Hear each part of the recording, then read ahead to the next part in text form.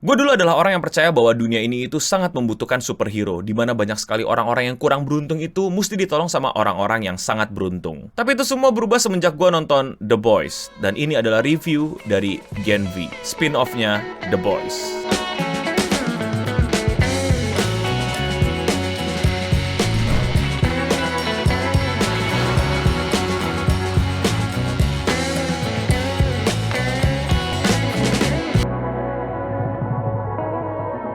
Sudah bukan rahasia lagi kalau Eno Bening adalah seorang fanboy dari serial superhero The Boys. Gue udah nge-review per seasonnya di Radio Singham. Kalian silahkan tonton kalau kalian belum nonton. Dan tiba-tiba The Boys ini ngeluarin spin-off berjudul Gen V, yang dimana gue skeptis parah awalnya. Karena seperti yang kita tahu, ada sebuah dunia superhero juga yang mengeluarkan banyak film, banyak series, banyak spin-off, itu akhirnya juga drop off. Ya bener-bener kayak, what is this? Gue mesti menonton 1-2 jam per minggunya untuk tahu kenapa superhero ini ganti warna baju. Gue mesti nontonin 3 prequelnya untuk tahu kenapa dia ganti model rambut. Gue harus nonton special airingnya, podcast episodenya, klarifikasi sutradaranya, biar tahu kenapa tiba-tiba superhero yang sekarang itu pantatnya kebalik. Itu yang gue rasakan dari tiap spin-off tentang superhero. Sesuatu yang tidak penting dan tidak perlu gue ikuti karena itu tidak menambah apapun terhadap dunianya. Makanya wajar dong gue punya semacam skeptis sama spin-off dari The Boys. Apakah ini cuman manjang-manjangin doang? Apakah ini cuman buat meres fanboy doang? Apakah ini bener-bener cuman buat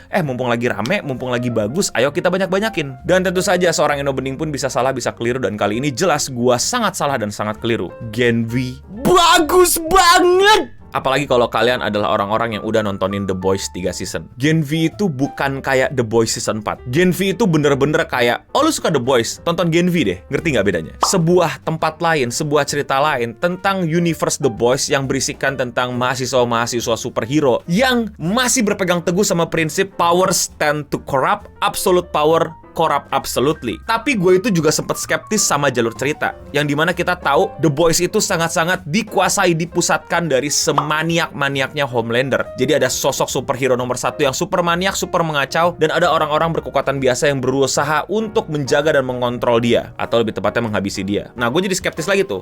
Gen V ini paling ceritanya tentang mahasiswa yang nggak punya power tapi berusaha untuk menaklukkan mahasiswa nomor 1-nya yang super power, super abusive, super kacau deh. Di episode 1, Gen V itu bener-bener kayak ngerjain kita para fans The Boys. Lihat nih, ada Golden Boys yang jelas-jelas merepresentasikan sebagai Homelander di versi Gen V. Ada teman-temannya juga nih kayak The Seven. Ada si Rogue-nya yang bisa ngontrol orang. Ada si... Gue jujur masih nggak ngerti ini si Jordan tuh kekuatannya sebenarnya apa gitu selain gonta-ganti kelamin. Dan karakter utama kita kekuatannya kayak culun banget gitu, kayak cuman bisa ngendalin darah gitu. Wah, nanti one day dia bisa kayak Avatar The Last Airbender, bisa bloodbending gitu. Udah ketebak banget nih endingnya nih untuk mengalahkan si superhero-superhero yang sangat maniak, mahasiswa-mahasiswa yang bakal jadi superhero tapi udah korup duluan di kampus. Gue udah kayak menyepelekan lah. Tapi ternyata gue dikerjain sama Gen V karena trailernya kayak gitu banget. Yang tadinya kita pikir bakal jadi Homelander, yang kelihatannya keren, ganteng, nomor 1, berwibawa, tapi di belakangnya mungkin sekacau Homelander, yang iya kayak gitu juga ada di episode 1. Bun.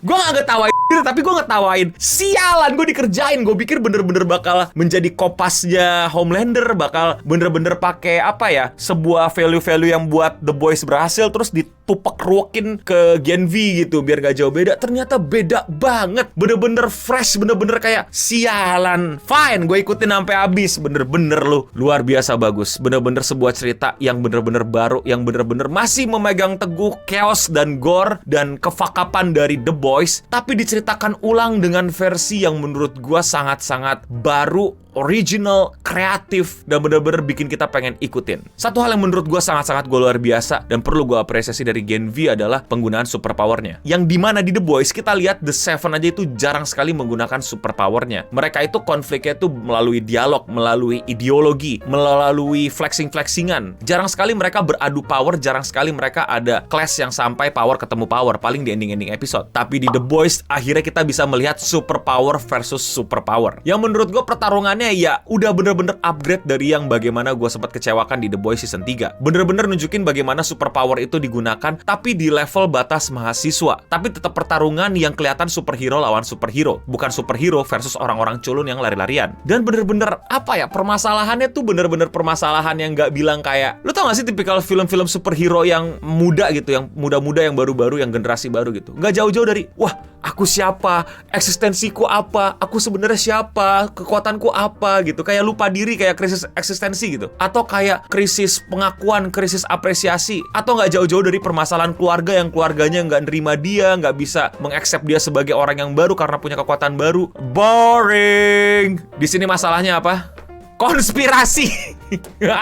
Bener-bener kayak perasaan kita kalau nonton film superhero muda nggak kayak gini dah. Kenapa tiba-tiba langsung jatuhnya ke konspirasi nih? Dan nggak pusing ngomongin soal pengakuan, gue tuh siapa, gue diterima apa enggak. Di sini ngomongin tentang survival. Gimana caranya lu survive? Gimana caranya lu selamat dari lingkungan yang dimana jelas-jelas sangat bermasalah dan pengen mengontrol lu, pengen memanfaatkan lu seabis-abisnya, tapi lu juga perlu play along gitu biar lu nggak langsung dihabisin, tapi lu juga pengen cabut, tapi lu nggak bisa cabut, tapi lu juga nggak mau dimatiin, tapi lu juga lu mau memanfaatkan kiri kanannya. Satu lagi yang bikin gue bener-bener apa ya, wah ini sih udah kelihatan ya, kayak si Mary ini, si Bloodbender kita ini, itu kayak apa ya, kayak wah ini bakal jadi Starlight selanjutnya nih, yang sadar kalau dia tuh berada di lingkungan superhero yang toksik, yang dia tidak menjadi dirinya, yang dimana dia kayak lupa akan kenapa dia melakukan ini semua dan menjadi superhero komersil aja. Tadi tuh ada dialog yang menurut gue tuh kayak bener-bener parah banget sih. Dia bakal bilang kayak gini, jadi ada sebuah adegan dimana si Mary ini, si Bloodbender ini tuh lagi di sebuah acara TV show, yang dimana kita tahu Starlight itu nge-break atau kayak tiba-tiba jadi apa ya, pecah karakternya dan lain-lain, dan ngomong jujur, dan udah mulai kelihatan karakter dia yang kayak berusaha melawan The Seven itu di hal yang kayak gini juga gitu, di acara live, di panggung gitu. Ini juga nih di panggung, di live talk show gitu, dan kayak orang-orang udah duga, wah dia pasti bakal jadi Starlight yang baru nih, yang bakal rebel nih. Ternyata dia play along, luar biasa. Ada dialognya yang bilang kayak gini, ini either dia jadi sukses atau dia jadi Black Starlight. Wah itu dialognya kasar banget tapi kayak luar biasa. Gila men, lu bayangin mahasiswa yang tadinya kita pikir bakal isinya tentang bagaimana menjadi superhero nomor 1 di kampus tersebut, ternyata berakhir terjebak di sebuah konspirasi. Ada apa sebenarnya di kampus ini? Itu yang gue suka. Gue suka banget film-film misteri detektif yang pengen menemukan jawaban. Jadi ada apa sebenarnya? Atau siapa pelakunya? Atau siapa dia sebenarnya? Di sini dikasih, jadi makin jatuh cinta gue kayak, wah jangan-jangan Gen V bisa ngalahin The Boys nih. Karena ada konspirasi yang buat gue tuh kayak, wah ini jadi siapa pelakunya? Jadi apa yang terjadi sebenarnya? Jadi ini semua apa? Ada apa? Kenapa dia mesti ditangkap di The Woods? Kenapa kekuatan dia ditanyakan, kenapa dia dijagain, kenapa dia nggak boleh diotak-atik. Wah, ini benar-benar sebuah film series yang worth it banget untuk lo tungguin. Setiap episode itu adalah episode yang wajib lo tonton. Nggak kayak beberapa series yang lo tau nggak sih, ada episode yang kayak dipanjang-panjangin yang kayak, ini kayaknya kalau gua skip nggak akan ngeganggu cerita gitu. Yang dimana yang penting tuh di endingnya ada apa gitu, ada karakter baru muncul atau ada satu data reveal dan lain-lain. Di Gen V itu benar-benar setiap dari episodenya itu adalah penting, setiap frame itu adalah penting. Dan gue baru nonton sampai episode 3, tapi gue udah ngebaca. Dan karena gue udah sering nontonin yang kayak werewolf-werewolfan gini nih, kayak ada apa ya, Traitor Among Us, gue bisa jadi salah, tapi gue pede banget. Si Kate yang manipulasi orang, itu pasti ada problem, pasti ada something yang wrong sama dia. Pasti ada, either dia berkhianat atau gimana, karena kekuatan dia itu terlalu jelas bisa mengontrol orang, bisa mengubah realita. Itu karakter pasti ada somethingnya. Walaupun kelihatan di geng awal ini si Magneto, si Ant-Man, Bloodbender, dan Genderbender kayak satu tim sama si Rogue ini, tapi gue yakin si Kate ini something is off with her. I know I'm watching too much The Boys and film-film yang ada werewolf-nya. Ini Kate, something is off about her. Siap-siap, gue gak tahu apa, tapi she gonna reveal something atau jadi kunci dari misteri konspirasi di Gen V ini. Tuh kan, lu pikir ini serial superhero kan? Kagak, ini tentang konspirasi.